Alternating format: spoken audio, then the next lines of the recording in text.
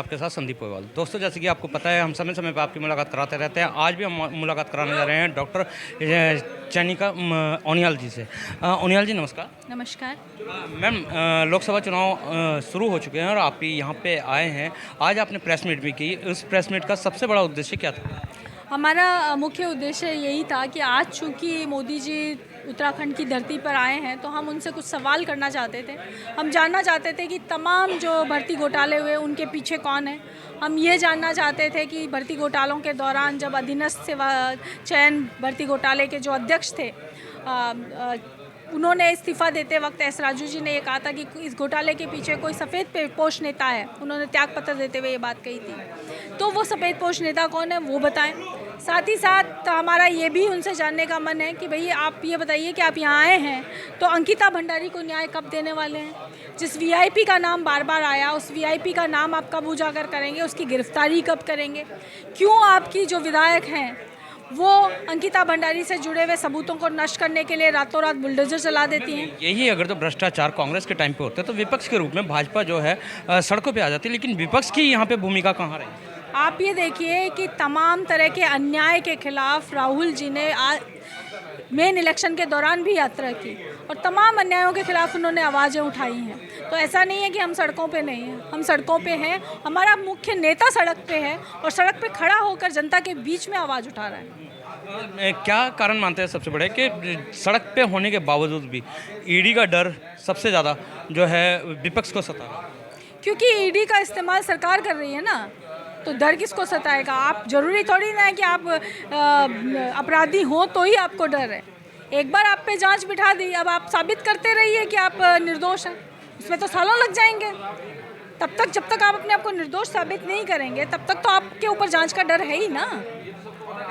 और वो भी भ्रष्टाचार हो रहे हैं, फ़ायदा किसे पहुंच रहा है? क्योंकि अगर तो देखा जाए तो भाजपा के द्वारा भ्रष्टाचारों का कहीं भी कोई भी सबूत नहीं मिलता है, तो भ्रष्टाचार का असली फ़ायदा किसे मिलता है? देखिए, सबसे बड़ा सबूत तो इलेक्ट्रल बॉन्ड में ही आया है। इलेक्ट्रल बॉन्ड का ब्यौरा जो सुप्रीम कोर्ट के कहने के बाद मजबूरन सरकार को सबके सामने पारदर्शिता से रखना पड़ा, उसमें कई सारी चीज़ें दिखती हैं। उसमें ये नहीं है कि भाजपा को ज़्यादा चंदा मिल गया, मिल सकता है, किसी भी पार्टी को ज़्यादा चंदा मिल सकता है, पर महत्वपूर्ण ये है कि जिन कंपनियों के खिलाफ आपने CBCID बिठाई, उन्होंने आपको कुछ महीनों में चंदा दिया और वो जांच बंद हो गई। आपने 37 कंपनियां हैं जो आपको 4,000 करोड़ का चंदा देती हैं, बदले में आप उनको 4 लाख करोड़ की परियोजनाएं देते हैं। ऐसी भी दवा कंपनियां हैं जिनके ट्रायल जो हैं वो सफल नहीं रहे, वो आपको चंदा देती हैं और दवाइयाँ बेचती हैं। तो ये तमाम चीज़ें क्या कहती हैं? क्या ये घोटाला नहीं है? और क्यों ऐसा है कि हर जो आपका जो बड़ा परियोजना है, आपका जितने भी एयरपोर्ट हैं, सारे एक ही कंपनी को, एक ही आदमी को क्यों जा रहे हैं? तो ये अपने आप में सोचने वाला विषय है। तो घोटाला तो सामने है। अब जांच कराने वाली कंपनियां तो खुद उन्हीं के पास में है ना, जिन्होंने किया है, तो कराएगा कौन? ईडी क्या सरकार में जो है, मतलब सत्ताधारी हैं, उन्हीं की बात सुन रही है? विपक्ष भी के पास भी तो मुद्दे ऐसे हैं कि बहुत सारे घोटाले जैसे आप ही बता रहे हैं, तो क्या कारण है कि ईडी आप लोगों की नहीं सुनती है? देखिए, ये तो मोदी जी से पूछना चाहिए कि ऐसा क्या है कि 99% ईडी के जो भी जांचें हैं वो विपक्ष के ऊपर हो रही हैं, सत्ता पक्ष के ऊपर क्यों नहीं हो रही हैं? तमाम तरह के आरोप लगने के बाद नहीं हो रही हैं। और सबसे बड़ी चीज़, जिन पे आरोप लगे, जिनको खुद बीजेपी ने कहा, प्रफुल्ल पटेल हो, अजीत पवार हो, हेमंत विश्व शर्मा हो, है ना, और तमाम नेता जो बड़े बड़े छगन भुजबल हैं, तो या तो किसी के खिलाफ उनको सबूत नहीं मिलता, आपके साथ जाते ही क्लोजर रिपोर्ट आ जाती है। तो वो क्या कहता है? वो तो यही दिखाता है ना कि जो भाजपा में है उसको ईडी कुछ नहीं कहेगी। इसका जी के बारे में क्या कहेंगे, क्योंकि मौजूदा मुख्यमंत्री थे, क्या सही हुआ या गलत हुआ? जिस तरीके से उनकी गिरफ्तारी हुई वो गलत हुई।